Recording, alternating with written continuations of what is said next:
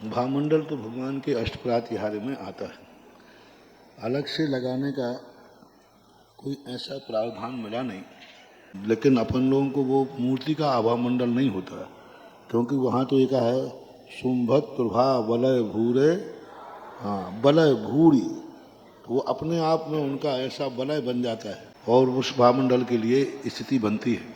अब वो वलय के दो अर्थ होते हैं, जैसे अष्टप्राति छत्र होता है, ऐसा भामंडल भी गोल होता है। वलय का अर्थ होता है गोल, तो गोल भामंडल का मिलता है, इसलिए भामंडल भगवान के अष्टप्रातिहार्यों में है, इसलिए लगाना चाहिए।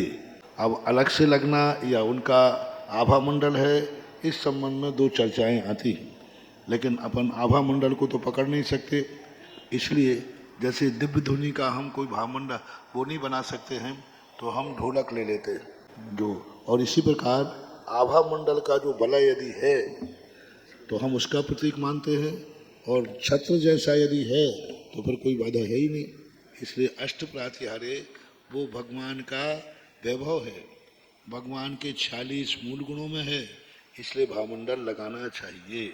अष्टप्रातिहार्य भी 46 मूल गुणों में आते हैं, उनका वैभव है। जैसे मुनिराज का पिछी कमंडल है, ऐसे ही तीर्थंकर अरहंत के अष्टप्रातिहार्य हैं। हमारा पिछी कमंडल उपयोग में आता है, उनका जो अष्टप्रातिहार्य हैं वैभव है और जनता के काम आता है, जनता के काम, क्योंकि भामंडल में उनके चित्र दिखते हैं, छत्र को देख करके एनर्जी मिलती है। भगवान के अष्ट जो प्रातिहार्य हैं ये संसारी व्यक्तियों के लिए बहुत लाभदायक है, बहुत लाभदायक। भगवान की एनर्जी अलग होती है, भामंडल छत्र की एनर्जी अलग है, चवर की अलग है, जितने भी उनके हैं एक एक अशोक वृक्ष की अलग है। वही भगवान को अशोक वृक्ष युक्त चिंतन करेंगे तो अलग प्रकार की एनर्जी मिलेगी, उन्हीं भगवान को छत्र युक्त करेंगे तो बहुत अलग एनर्जी। इसलिए अष्टप्रातिहार्य तीर्थंकरों के इसलिए कहे गए कि जनता के सगुन कैसे हो। जनता का सगुन मात्र भगवान की मूर्ति देखने से नहीं होता, भगवान की मूर्ति का वैभव देखने को होता है। एक राजा मांगलिक नहीं होता, लेकिन राजा यदि अपने राज मुकुट सहित हो तो वही राजा सगुन बन जाता है।